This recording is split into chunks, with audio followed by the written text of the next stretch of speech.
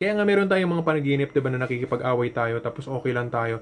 Parang yung mga Dragon Ball Z or yung mga iba-ibang mga video games tsaka yung mga movies na pwedeng makipag-away sa kabilang mundo tapos dito okay pa yung katawan nila. Kasi meron talagang mga ganun eh. Iba yung mga batas or physics sa kabilang mundo kaysa dito. So nagsasabi lang ako sa inyo na to para lang malaman nyo na kakaiba talaga yung buhay ko bilang isang inkantahong misyonaryo. At naghingi lang ako ng dasal sa inyo na magtagumpay ako para makauwi na ako. At mas makakatulong ako sa mga tao dito kapag makauwi na ako sa kabilang mundo. At yun, bali, ito talaga yung mission mga kapatid.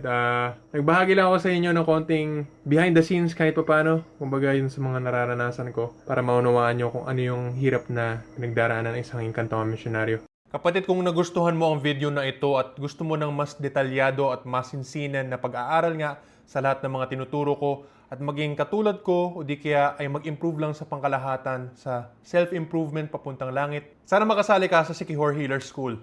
Ito ang exclusive membership site ko na may bayad ayon sa level ng membership na gusto mong i-avail. Sana magkita-kita tayo sa loob ng Sikihor Healer School. Salamat po at God bless.